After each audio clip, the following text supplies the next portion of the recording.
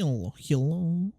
We are gonna watch this. This came out a few days ago by Revy. Joker 2 flops after mocking fans of the original. This came out a few days ago. I never saw the first one. I don't plan, but yeah, let's just react to Revy.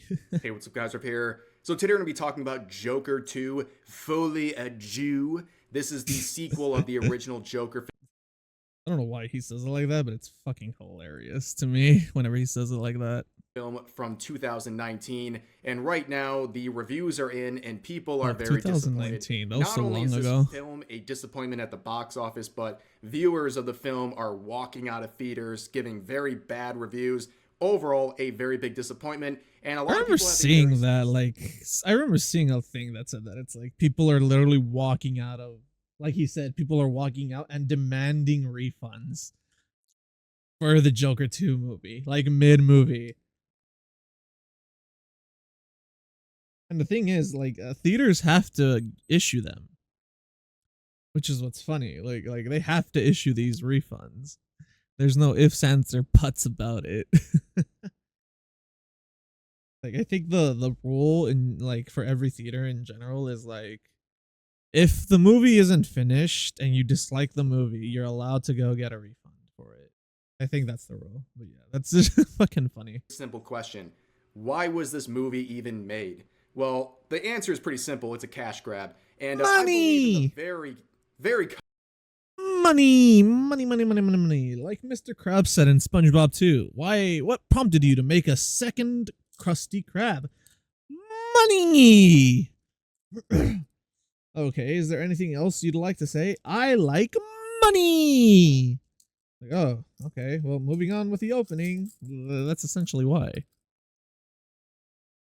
Like, I have to say, like, nowadays, and I say nowadays, like 2000s, 2020s going forward, it's like in the span of the last 4 years, almost every sequel to a movie tends to be a cash grab. Like, I want to say 90 to 95% of all sequel movies tend to be quick cash grabs that they really don't give two shits about. I mean, look at Aquaman 2.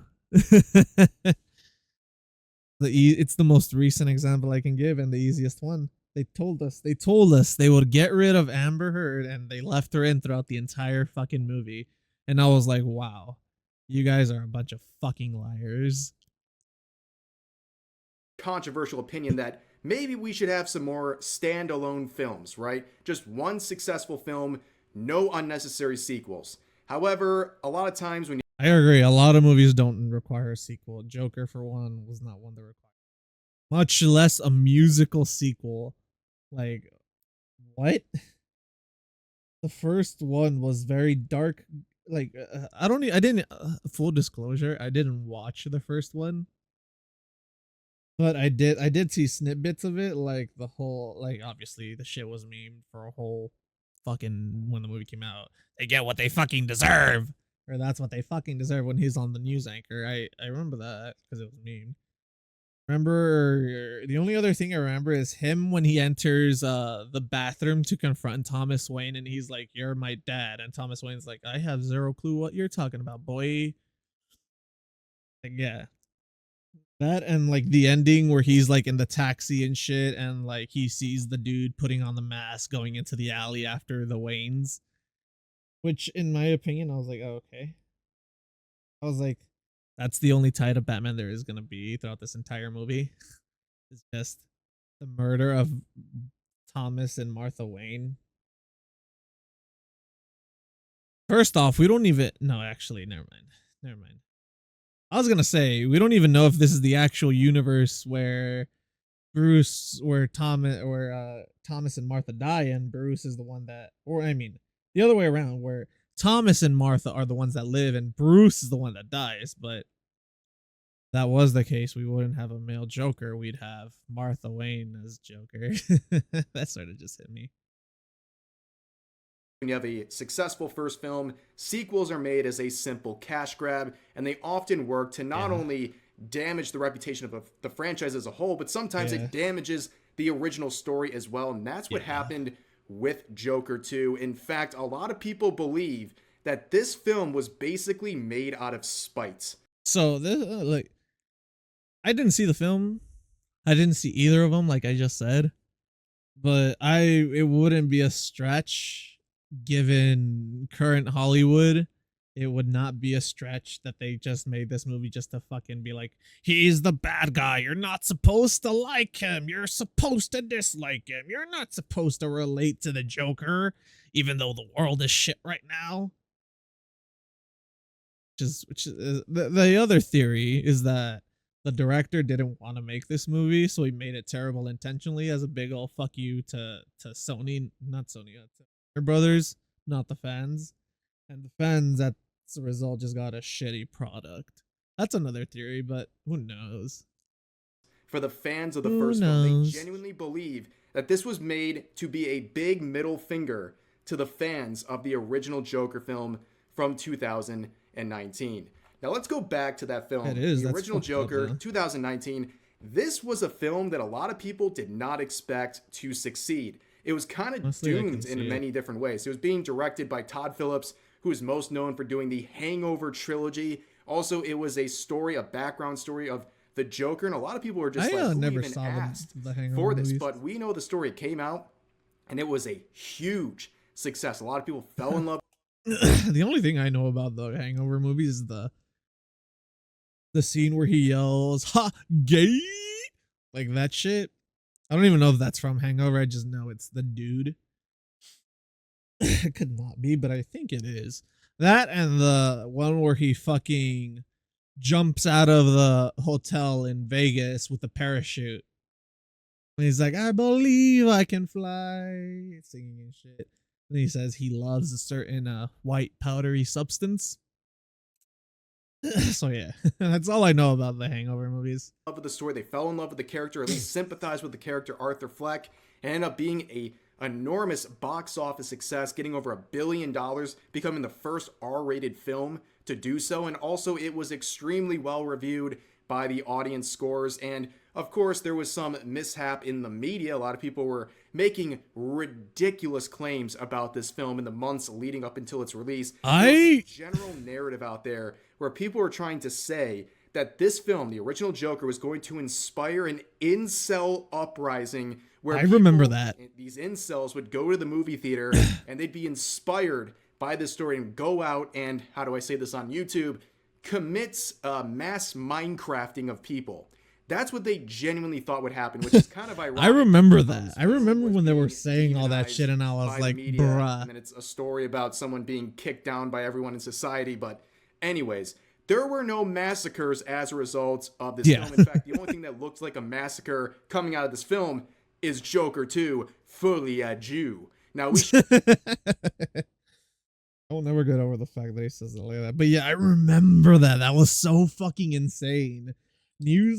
Fucking news stations were literally saying, don't take your fucking kids to watch this movie or they'll become these not so good people that go around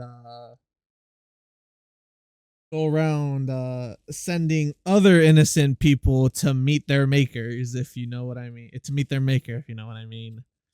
Sending them either up or down depending on your deeds and actions. Should have known better with a title like that. You knew this was going to be a bunch of pretentious slop. And the big thing, the big change between the first film and this one was that this was going to be a pseudo musical where basically I genuinely don't know why they did that. Like, it's supposed to be this dark, gritty movie about the Joker. Why would you incorporate musical numbers into it? I feel like that destroys the atmosphere you're making and shit if your characters just randomly start singing.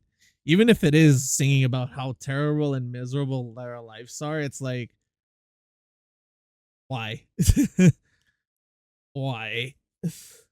they're going to interweave a bunch of It breaks my immersion throughout the film, which is a very odd choice for this film based on what happened in the original one.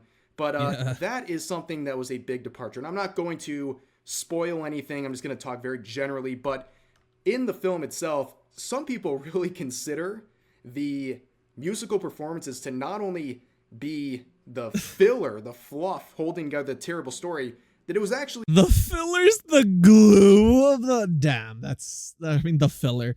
The musical numbers are the glue of your movie. That is rough. That is rough indeed. like propping up the story entirely, which is insane because in Joker 2, the storyline is so boring and just a regurgitation of most of the events of the first film. It's genuinely boring. So some people actually thought There's the no shot. musical numbers were more interesting than the story, which is an insane thing. So he doesn't cover this, but I will. I haven't seen the movie, but I did hear that there is something that happens in the movie very horrible. And I will say what it is. The soul the soul. The Joker in prison, I don't know if it's in prison or not, but he gets SA'd by two guards. Like full on SA'd. Like if you don't know what that means, like apologize, but YouTube's very fucky with their shit. But in prison, he basically gets aped with an R in front of it. If it's, do the math. But yeah, like that happens to him by two guards or correction officers, whatever the fuck they are. That's what I heard happens in the movie, and I was like, I heard that and I was like, that's disgusting that you would add that in a movie nowadays. More so a movie that now includes musical numbers. Like if you're gonna go the musical route, don't include that type of dark shit. It's also just something that I don't like in general. It disgusts me greatly. So that fucking people can do that to each other, and then to portray it in movies, that's even fucking worse in my opinion. To say about a Joker film. But overall, there is a lot to say about this, and I think the storyline is so convoluted. I think this review really captures it. So, citing a quote from the first Joker film, you wouldn't get it. And then they reply saying, yeah, no one does, bro. What's going on here? Referring to the story of Joker 2, which, again, I'm not going to spoil anything, but basically, it picks up where the last film left off. Arthur Fleck goes on. Is Gaga supposed to be Phoenix's Harley Quinn?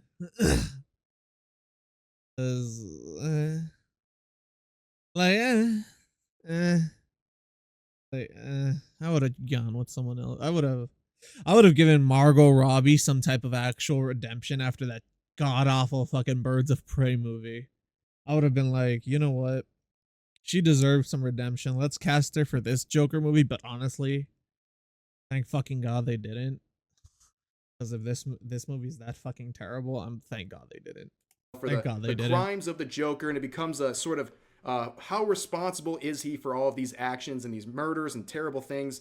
And basically, I wouldn't to watch skip this forward movie to the theaters. end, I just King of the Pirates it. The ending is just atrocious. It's the worst thing ever.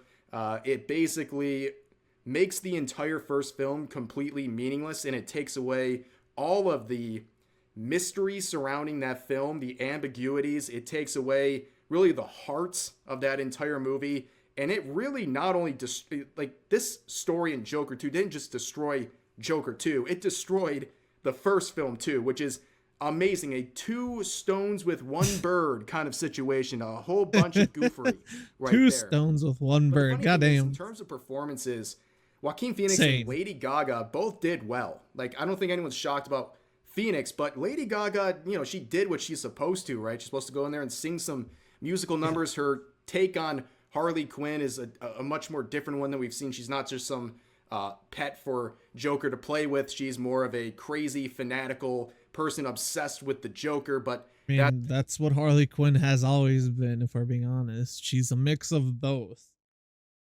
Through Harley Quinn's eyes, she is a fanatic of the Joker. To the Joker's eyes, Harley Quinn is just a tool for him to use at his disposal. she's both characters. It just depends on which perspective you're viewing it from. That's a whole And yeah, I mean, of course, Gaga's gonna be a great pick for this when it comes to incorporating musical numbers into a fucking movie. Are you kidding me? It's fucking Lady Gaga, dude. Look at all the shit she's done. different route, but they really did what they could for these roles. This story was just so bad. Like, it doesn't matter how good the acting is when the story is that bad. You can't Okay. fix. Okay, he does say. I was about to say basically the exact same thing.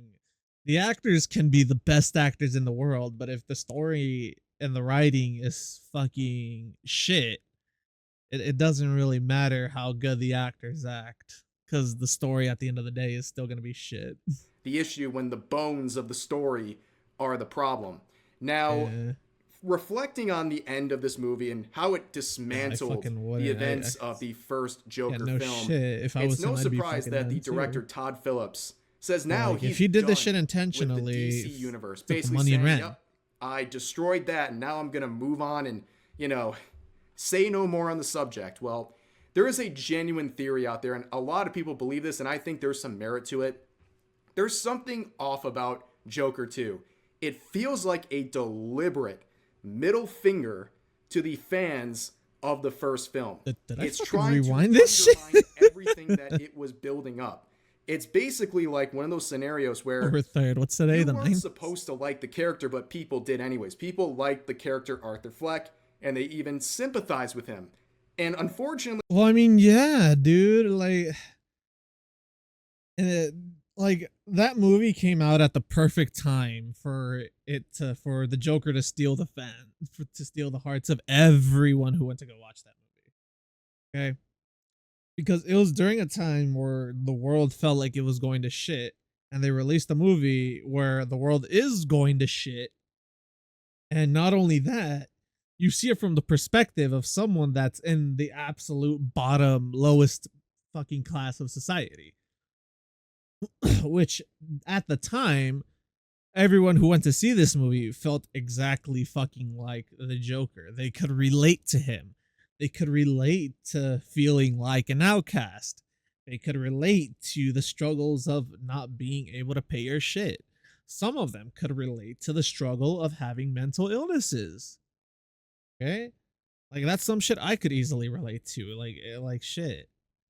So yeah, no shit. Like the Joker touched all these subjects. I didn't even see this movie. Keep mind you, I didn't see this movie and I know all of this just off of word of mouth and hearing shit, which is still word of mouth. So the Joker came out and created a fucking character that the average Joe can relate to. So yeah, no shit, everyone could sympathize with the Joker because everyone could see them a little bit of themselves in the Joker. Like the Joker lost his shit. Like, oh, here's another scene I remember. The Joker lost his shit and he kills everyone except for the little dude. He leaves him and he's like, "You were always so nice to me. You were the only one who didn't pick on me or wasn't mean to me. You can go ahead. Go, just go, dude. Go live out your life. I genuinely don't care. Like, you were nice to me." Like, I know a lot of people feel that way and they want to do exactly what he did to a lot of people they know. But at the same time, when they saw that him showing compassion, I know that a lot of people could also relate to that, being like, "Oh yeah, I know that one coworker that that's been nice to me that I would like not do anything to in Minecraft." that wasn't the goal of Phillips. Apparently, you were supposed to hate Arthur Fleck, and he was very upset about it. So he comes out with a couple $100 million joke where he's going to go own the chuds who liked Arthur Fleck. Did he say that people weren't supposed to like Arthur Flex? Or are we assuming that he made the movie with the intention of no one liking Arthur Flex? Because if we're saying that, if we're just speculating, then no, bad on Revy. But if he actually said, they actually said that, oh, you're not supposed to relate to the character, good on Revy for pointing that shit out. By dismantling his character entirely in the second film. It's a very elaborate gotcha moment, but yeah, a very unwelcomed one. And a lot of people, like I said, feel like this whole film, Joker 2, was an FU to the fans of the original film, which is, again, a costly own on the chuds. We've seen scenarios like this before in media where I have no clue what chuds are. Not gonna lie. But yeah, like this is hot. there's characters you're not supposed to like, but fans end up liking them, and then the directors panic and then try to rewrite the character in the most ridiculous ways to make you look like a fool for liking them in the first place. We've seen it with The Man in the High Castle. We've seen it most recently with The Boys. You know, like, oh, you stupid chuds, you're not supposed to like Homelander. He's stupid. And then they have to. What the? I've only. So I've seen The Boys. I only saw it up until they blew up the house. The giant house, and not Homelander, Soldier Boy goes in there looking for people, and he basically blows it up, and Starlight's like, look, this is what they hide from you. She like records and has her big girl boss moment, which is like, look, this is what they hide from you, the tragic truths. They only show you the good shit. This is what truly happens behind the scenes with us supers. That's like all I saw up to, and then the episode ends there. Like that's all I saw up to. I don't know what else fucking happens. I've only seen tidbits like Soldier Boy fighting Homelander with what's his name? Buck. Is it Buck? I don't know his name. I forgot his name, dude. That just goes to show I haven't seen it in a fucking hot minute, and I don't remember it once. Butch, Butch, where they're fighting Homelander and shit, and then he's like, I thought I killed you, and then he's fucking Isaac Knight. He's like, scorched earth, baby. I remember that. That's like about it. And I saw a little scene earlier where he's like, why do you give Soldier Boy so much of that good kush? Why do you buy him bags? He's like, because he's a fucking PTSD walking nuclear bomb, and if he gets set off, he'll blow us all up. Like, what would you rather have? That or just a mellowed out Soldier Boy? And then it's like, then he does this shit, which I'm like, cool. He's like, yeah, let's judge someone on their use of certain things. He's like, and he pulls out like the fucking he pulls out the whatchamacallit, what the fuck is it? It's there. He pulls out the fucking the serum that gives them like temporary superpowers. He pulls those two out, and he pulls one of those out, and he's like, obviously he has it in front of him. That's like I saw that earlier in like a short. To make him comedically embarrassing and ridiculous in the latest season to make you feel stupid for liking him or even enjoying the character in any sort of a way. That's kind of what was going on with Arthur Fleck in the first Joker film. You weren't. That's really stupid, in my opinion. Ruining a character just because people relate to them, even though that's not the character you wanted them to relate to. It's very stupid. All you do is show that you genuinely don't care about the fans, and all you care about is making a quick buck, or making a quick buck and pushing whatever fucking narrative it is that you're trying to push. Weren't supposed to like him, apparently, and now you have Phillips very angry, trying to unwind anything you would have liked about that first film. Like I said, they didn't just destroy Joker 2, they destroyed the first film as well, which is impressively bad. And it seems almost intentional at that point. Yeah, because every time you watch the first film, like before this movie came out, you saw that first film and you'd be like, oh my god, this is a great movie. Now, whenever you watch that film, you're gonna just be constantly reminded of that fucking god-awful second movie they made. All this to get an own on people, which is amazing how someone can get so much funding for something that is basically a personal middle finger to fans of your own work. Like amazing. Kind of crazy. But the audience scores are reflective of that. Obviously, not everything from like Rotten Tomatoes or anything like that always mean something. But one thing I do find kind of as a legitimate thing to look at is when the audience score and the critic scores are really similar and also really low. I That agree. generally means something. It generally means it's really bad. I Okay, you don't see it agree. happen Like, if this is very high and this is very low, you typically know the movie's gonna be maybe woke garbage. Like 90% of the time, it'll be woke garbage. 99% of the time. But when they're both low, you know that it's just utter trash, not even worth buying. Whoops, I don't know why I did that. too often where both sides agree that something's really bad, and that's what's happening. No matter Yes. what site you look at, all the reviews are very similar. They're When both both low sides are from critics and unified, regular audience scores that's as when well. And shit's there's no hits excuse the for this right fan. now. I mean, think about DC products right now. You have the Joker flopping hard, but then at the same time, we're witnessing The Penguin on HBO Max, which is Oh shit. absolutely This one I haven't seen because I don't have HBO Max. But low key, like with them making an origin story for Joker, I did remember, like, I think I saw like a teaser of this and I was like, huh, they're doing a penguin show. That's neat. But then now that I think about it, I'm like, the fall of the Cobblepots would make a very interesting show. How the Cobblepots fell and now fucking Penguin is like this gangster, but at the same time, he's quote unquote gangster.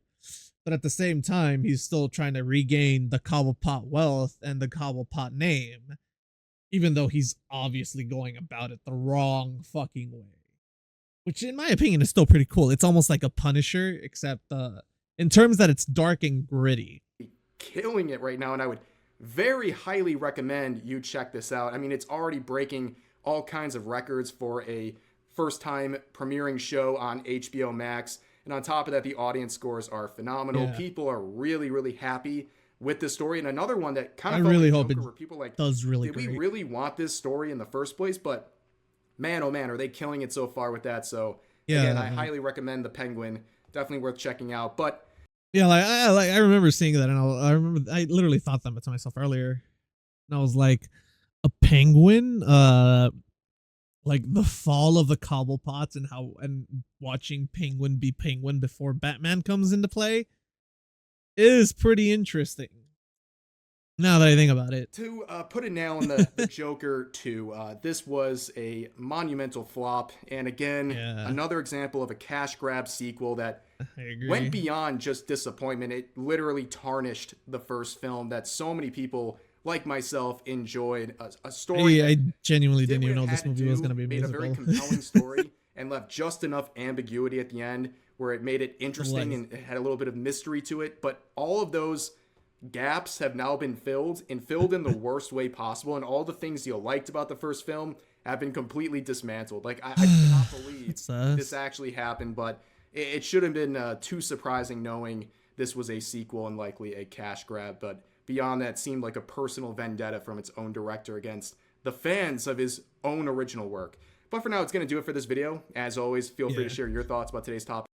yeah, it's ass, but like you said, it sucks ass that they would do this to a really good movie, but at the same time, it's like if the Joker was supposed to push a specific narrative and it didn't push that narrative, or fans twisted it and changed the narrative, then yeah, I can totally see this movie being a big old middle finger like, no, no, you weren't supposed to like the Joker. He's not supposed to be relatable. He's supposed to be the bad guy. You're supposed to see him and think, God, what a monster.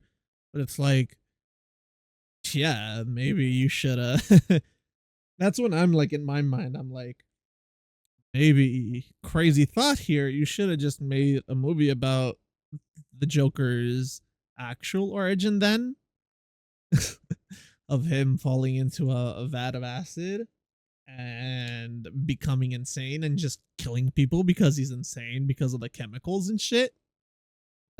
that mutated his fucking brain. But the first one did good in its own. I won't like take credit away from that. But the second one being a flop doesn't surprise me at all. With that being said, I do hope y'all enjoyed this little react video to Revy. I will catch y'all in the next episode or next time. Well, I guess these aren't episodes. This is a little react. So I guess I'll catch y'all in the next video. Later.